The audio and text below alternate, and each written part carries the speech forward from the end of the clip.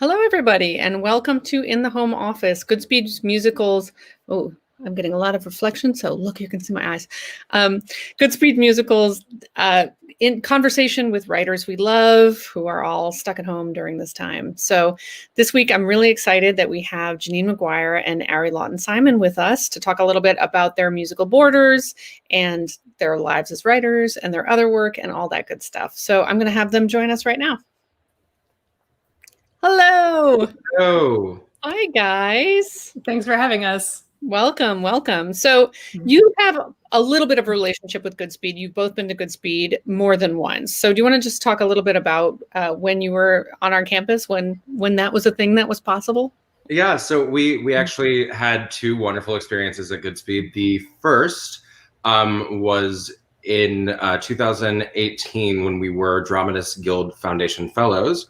And they set up summer enrichment and development opportunities for all of the teams that were fellows. And this was a new partnership with Goodspeed, but they actually created a week-long residency for us to be able to come up and do the show, which was amazing. And then Janine, if you want to tell them our second time up. Oh, sure. And then we were invited to be part of the Johnny Mercer Writers Colony. And that was also a wonderful experience on the Goodspeed campus in the beautiful housing. But what made it different was this time, instead of being just the two of us in this big house and just the two of us, the page, a piano, our show, we got to interact with lots of other collaborative teams and artists working on their own pieces. And we got to go to nightly salons and show each other what we were working on. It was just a very fruitful, creative, special time. So we look back on it as really one of the best 2-week periods, in our collaboration. We just felt so lucky to be a part of it. And met some really other, some now very close friends of ours as well during that time. So it was just a great sense of community. That's fantastic. Yeah, the Johnny Mercer Colony, now Grove, we're doing a little name change, is a really fantastic thing that way. The friendships that seem to develop out of it are just, it's like summer camp for genius adult writers. What's better than that? And I think we all met for the first time in the lobby of the Terrace Theater outside the rehearsals for Cyrano when we were doing absolutely. If I recall correctly. So it's really lovely to be able to talk to you now. So the show that you were working on, I think, in both of those opportunities was Borders, correct? Mm-hmm. Yes. Yeah. And tell us a little bit about what Borders is and how you discovered it. Or discovered the source material in which case. Spoiler alert. So when we first came to Goodspeed, I guess Borders was kind of in its infancy. And I remember the script that you took a look at was like our very first, things on the page and Arri's expression. Double face palm. We felt, you got to start somewhere. And we love actually getting feedback on our work, early and often. So that was really helpful. But yeah, so the show is about an Israeli soldier named Noam who falls in love with a closeted Palestinian man named Ashraf after they meet at a border checkpoint. This all takes place during the Second Intifada, which was a rise in an intensification of the conflict between the Israelis and the Palestinians. And it came into our lives when actually several years before we were even able to start the project in earnest. We started working on it, actually, I believe, we had the idea the summer of 2014. It's crazy how long these things take. I remember actually in Kansas with Arri, where he's from, we were hanging out that summer and, throwing around a bunch of creative ideas and on a little mini retreat of our own. And, he had this idea because we thought we were interested in potentially adapting a film or some other property that we could really like dig into, rich source material. And he said, I have this idea.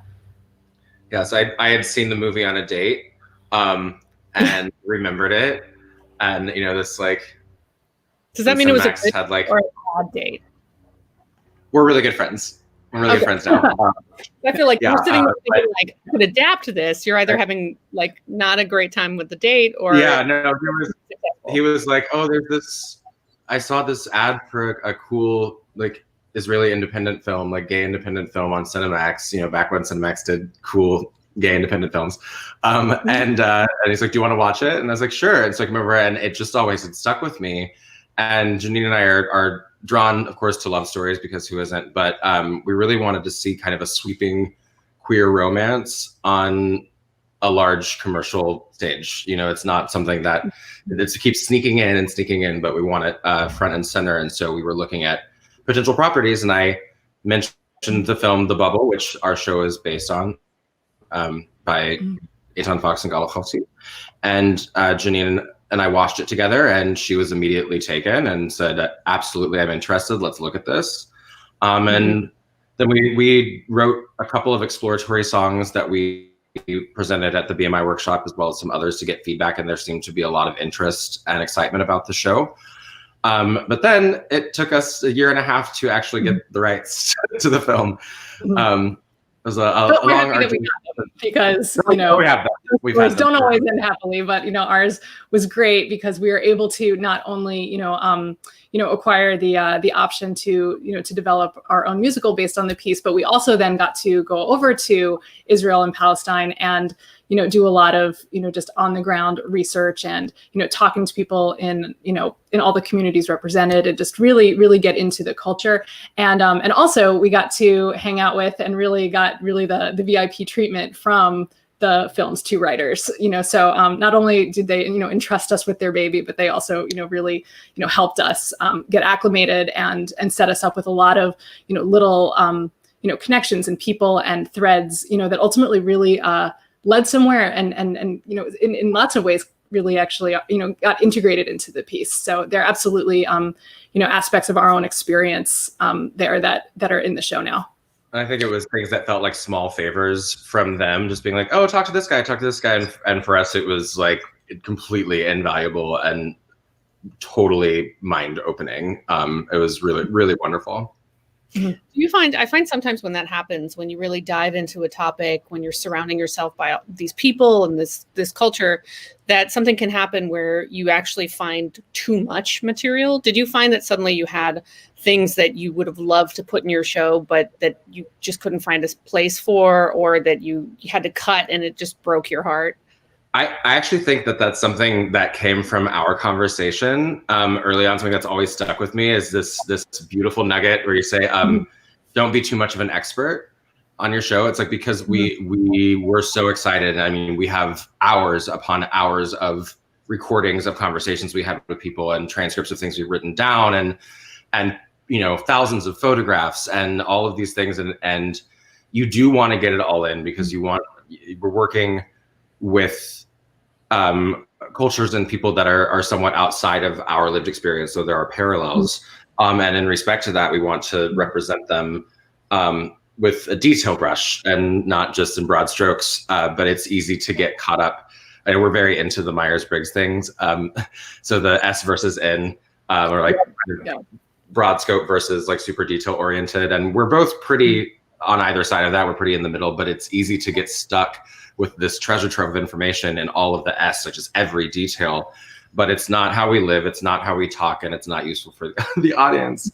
And I think that speaks to and one reason, BMI definitely taught us to be able to take critical feedback, but I think that tidbit that you gave us spoke to our core mantra, which we say is nothing stupid, nothing sacred, which means that it's like, you literally can say anything. It's a safe space. We've established that, and we've established that we love each other as collaborators, and that everything Janine makes is beautiful and of value, and vice versa. But it's not always the thing that makes the story work.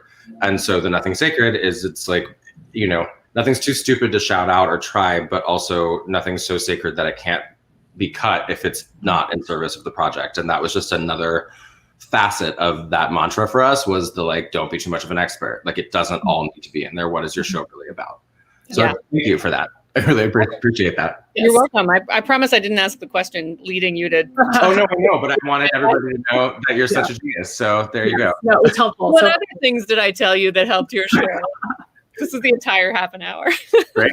No, I'm totally kidding. But oh, sorry, Janine, go ahead. No, I was just going to say, and we've been on a cutting spree even in just the last few weeks. We're slashers.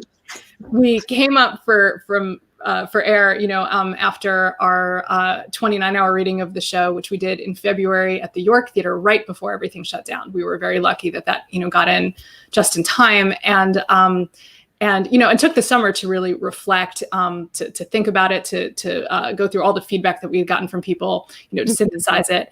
And, over the last few weeks, we have been just, slashing everywhere. And it feels great. Like sometimes it can be hard, when you're attached to something, but we're trimming kind of left and right. And so it's one of those things where, sometimes it's sad to see a detail that you love go, but somehow it informed, I think they informed the piece as a whole. So it's still worth it that it was there as part of it. But, something's got to go. That's okay.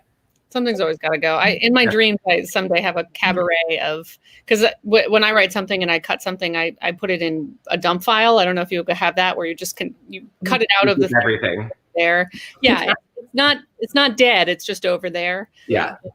And so we keep every lyric draft. They're in running Google Docs, where it's I always just want to make sure that we can go back to draft number 33, to see if there was a nugget there that we missed or something. Right. Yeah, totally. But someday I want to do a cabaret of just people bringing that to life, where it's just the line cut and the moments. But speaking of your show and your beautiful portrait of this place, let's do the first song that you shared, which is, I think, Love, Love, Tel Aviv. Absolutely. Sure. Do you want to tell us anything about the song before we dive in? Sure. So this, we're actually, well, who knows, because dramaturgy is really funny, and the pieces get moved. So we just moved some songs around again. So currently we're presenting these two songs out of order, but the one that is happening first is partially a world number for the show, but really after Ashraf the Palestinian comes into Tel Aviv illegally to reconnect with this man that he felt a spark with.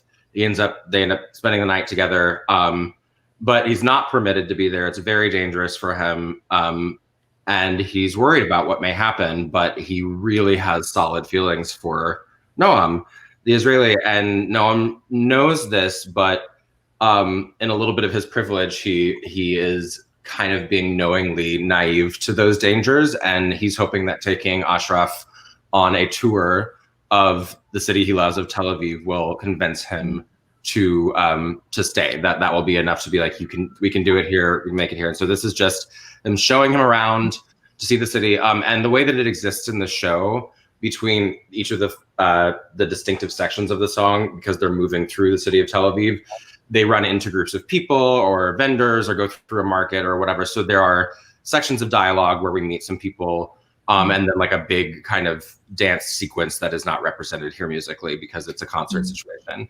Also, on the topic of it being a concert, Janine, if you want to. Oh yeah, sure. We just wanted to mention that this was from a concert of a lot of our different pieces and different musicals of ours represented in this concert. So, we wanted to mention that, in some cases, the cultural representation, of these performers is not necessarily what it will be in the show. We do readings, workshops, presentations of Borders as a piece. We use Manasa actors. And so we just wanted to mention that because, representation is extremely important to us. Great. All right. Well, let's hear the songs. I want to show you the city I love. She may be loud and outspoken, but she also is cool and definitely hot. She's got your back and she won't let you down. She's a small town and a major city, not always pretty, but she's always hot. She takes your money and keeps you up all night. But if you start to doubt her or dream without her, she'll whisper in your ear, you're welcome here. That's why I love, love Tel Aviv. If I could, I would never leave. She's special, she's fun, a friend to everyone. I love, love Tel Aviv. In Tel Aviv, you can find a good time. We got the bars and the hottest parties. We got the beach, and yes, we got the boys. We got the music, the sexiest beats. They fill the streets and they get you moving, grooving to all that mesmerizing noise. And all are welcome to join us in the dance. You can be who you are here. Smart fun by far here. It's better living free. Just wait and see. Gonna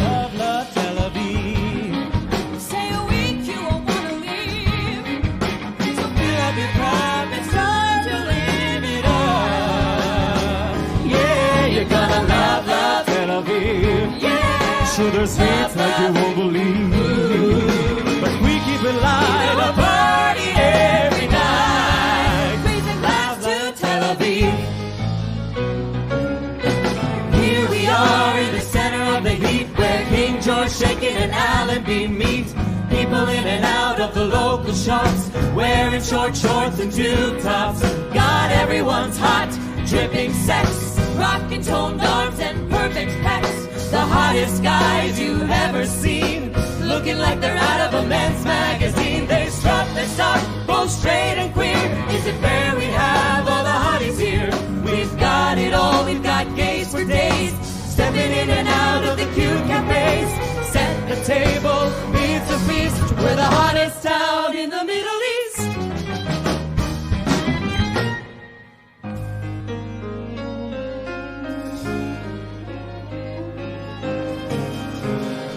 When I was younger, I dreamed about the sea.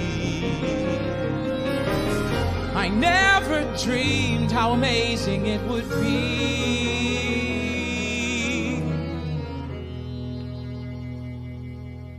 I think I love Tel Aviv. If I could, I would never leave.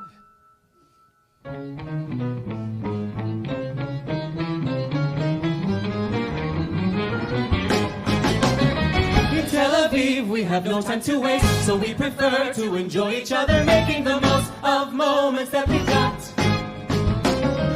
We know tomorrow is never guaranteed, So let's have our fun now. soak up the sun now, Enjoy the sand and sea. live worry free. That's why we love Tel Aviv. Yeah. We got life like you won't believe. We work and we play and savor every day. Yeah, we really love Tel Aviv. Really love, love. If we could never leave. Really love, love. It's young and alive, a place where love can thrive.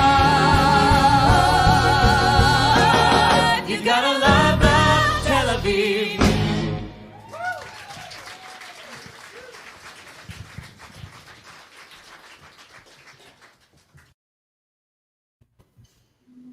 Yay! It's funny whenever we do this, I get so sucked in, and I'm like, "Oh God, wait, no, we got to keep talking. I just want to keep like listening to the show more."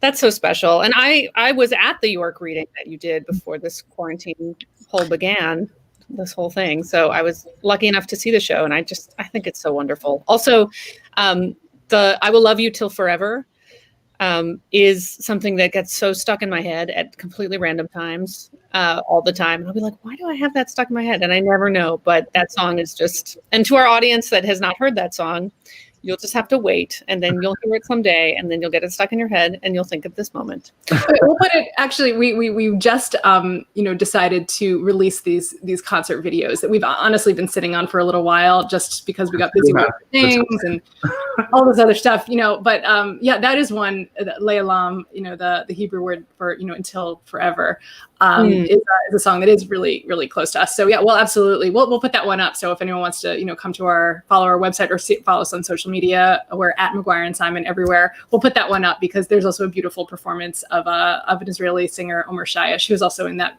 video, performing that song. So we'll get that out there too. Yay! Good. Thank you. Yeah, he has an extraordinary voice. Everyone does in that concert, but just beautiful. So to change tack a little bit, you guys were kind of creatively match made at the BMI workshop, correct? You were put together on like the first assignment. Yeah. Yeah. No, we love to talk about that because we don't know why, those pairings turn out the way that they do. We, don't know if they're random or, thought out in any weird formulaic kind of way. But we just the good fortune to be paired together on the first assignment. That was 8 years ago around this time of year. And it stuck. We had a really strong year with a lot of great people, in our workshop, but we liked working with each other the most. So we, wrote our second year project together and then decided, hey, let's keep this going. Let's be a team and go forward together. So basically everything we've done since then has been together. And, and we have, people always say, oh, are you going to keep, are you going to keep going? And does it, and we're like, definitely yes, because we have like 10 more ideas for musicals that we want to do. So. Yeah. Well, and interesting enough, today is actually the 7-year anniversary of us presenting our first song as a decided team at the BMI Workshop. Yeah. The program that we were working on, that was October 1st, 2013. Yeah, I did in my time hop today. I think that's how you remembered it. I was like, look at this. I'm always keeping track of the dates. Well, happy collaboraversary. Thank you. Actually, April 22nd of 2013 is our... That was the day I sat him down in the back of the bar that we'd all hang out in after BMI and said, I had a really, really like long preamble. I had all these reasons why I thought we'd be a great team. And apparently Arri was saying, yes. Janine, yes. And she was like so I wasn't even listening, because I was just like hoping that my proposal would go okay. Say the stuff. Yeah, she finally like finished her rant, and I was like, you realize I've been saying yes to you this entire time. She was like, oh my God. Well, Arri has taught me to listen, to really tune in and listen as a collaborator, so I started there. And how has it been since we've all been stuck at home in our socially distant locations? How have you collaborated during this time? Well, I mean, this is definitely the longest we've ever been apart, during our collaboration. We didn't see each other in person for close to 7 months. We actually just finally were able to do a socially distant outdoor rooftop hang/work session just this past weekend. But before that, it was all FaceTime and Zoom and, and remote working. We were each actually out of town, out of New York City for a few months. So, that was sort of just the only way that we could do it anyway. But it was, I was a little nervous about how it would be because we're writers who really like to be in the same room. We do a lot of improvising and a lot of just kind of pacing around and just throwing out crazy ideas and all that. So, but I think though that we were able to, use the technology available to us to do as much of that as possible virtually. And, I'm just really thankful that I think that we have our creative rhythm and we have that relationship, that it still kind of felt like the same, kind of the same back and forth, the same trust, the same, sort of in the same virtual roomness. But, but I can't say that I'm not, super, super looking forward to the day that we can go back to our, cramped Midtown rehearsal studio where we would do most of our work, and just bang on the piano and just, yell things at each other. And all that. I have to say, I'm just piggybacking on that. I think working in the arts, as my entire life, moving all of that to online, what we do in the arts and in creative work is so collaborative and so about people and connection. And the digital interface has saved me so much time and energy with commuting between all of my things. But I think I'm even more tired because I'm trying so hard to connect to somebody through a screen. Yeah. I feel for anybody who started a residency or a fellowship this year or anything. Not that it's impossible because we found ways to make it work, but I think it would have been very different for us if we had been early in our collaboration as opposed to 7 years in when this happened, Yeah. And also, we keep a schedule too. We have normal work slots, every week. So that also I think kept at least the momentum going, even when it seemed, even when a lot of the theater industry sort of ground to a halt, for a moment. We still were checking in with each other and still trying to, figure out ways to do things together and create some online content and all of that. So, it kept rolling through the summer, but it was, it's a weird one. I'm sure we're going to look back on it and be like, that was the strangest. Yeah. I think that's obvious. So that goes without saying. I mean, hopefully in our lifetime, this will be the worst thing to look back on. So yeah, it'll be an interesting year to tell our grandkids about, I think. And hopefully only a year and less than a year. Mm-hmm. Well, this is not a great transition, but we hope we do not have to get used to this situation. But I'm going to segue to your song, I Could Get Used to This, which is not about this situation at all. I'm really excellent at really awful transitions. No, that's a fun transition. That was dad level humor, Annika. That was like... I tell you, dad humor is like right in my niche right there. But all right. Do you want to tell us a little bit about this? Janine, I'll set this one up. So this is, on the rooftop the morning after Noam and Ashraf have spent their explosive first night together. Ashraf wakes up and the sun is rising over Tel Aviv, and he, steps out, looks over the horizon, and sings this song. Great. All right.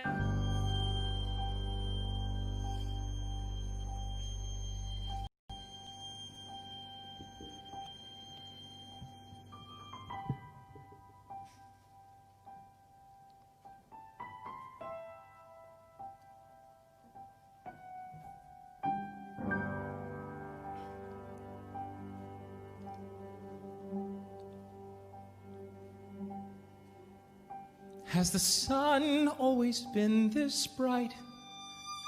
Has the sky always been this blue? Has life always been this beautiful, or is it you? You and I shared a perfect night, and now everything feels brand new. I'm standing on top of the world, and I like the view. I could get used to this.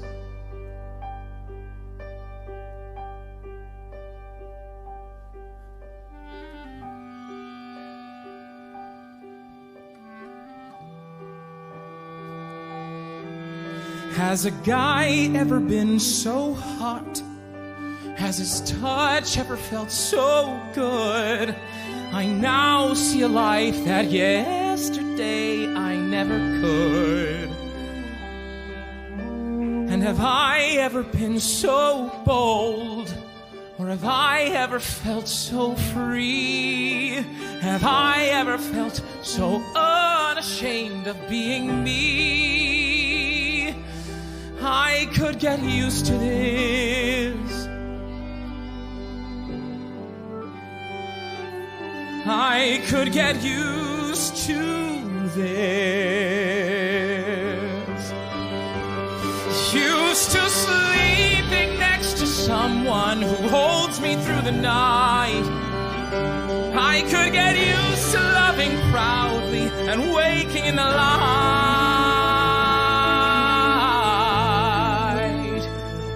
Yes, I could get used to this.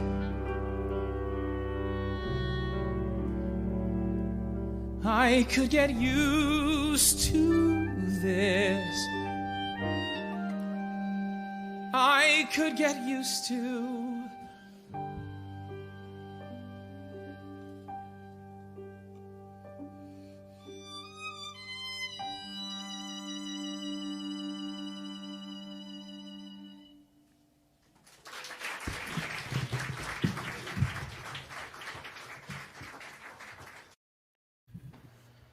Yay! So beautiful. Thanks. Thank you. I want to shout out Arri's orchestration on that piece, because that's one of my favorites. I mean, we write music and lyrics and book all together, but he is the orchestrator among us, and that's just one of my favorite of all the ones that he's done. And actually, he's also playing clarinet on that performance as well. He was out of the shot, but that clarinet that you heard was Mr. Arri Lawton Simon himself. So that's one of his many talents that he sometimes will pull out and do as a party trick. That's funny, because I was going to say that I loved that mournful clarinet at the end. So beautiful. Yeah, you as an underfunded creator, you have to find all of the ways. Janine and I wear so many hats. Sometimes it's like I don't even know. And anytime we can outsource something, it's just like. Yeah. The farther along we get, and we can get some help on some of these things, it is like a godsend. It's amazing. But yeah, I mean, always during the concert, we're always running around. Like sometimes we're in it, we're introducing it, we're like stage managing things backstage, we're like at the booth in the back, just the whole thing. You know what I mean? But that's honestly right now, I'd give anything to be doing that right now. So. But, in the meantime, though, it's really nice to be able to, have these things recorded and get to revisit them and present them this way. Mm-hmm. Yeah, and I highly recommend to our audience who's listening, please seek out their videos and play some of these songs and just delight in this music because it is so beautiful. So yes. Thank you. All right. Well, this kind of brings us to the end of our very short time together. But thank you so much for being a part of this. And please, I mean, I'm so excited for the 10 musical ideas that you have.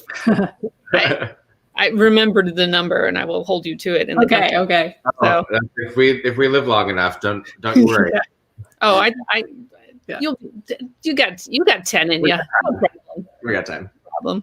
Yeah. Thank you so much for having us today. Thanks for having us. We love Goodspeed, so it's a pleasure to do anything with you. Oh, great. Well, it's great to have you here, and Goodspeed loves you. All right. See you guys. Have a good night. Good night. And to our audience,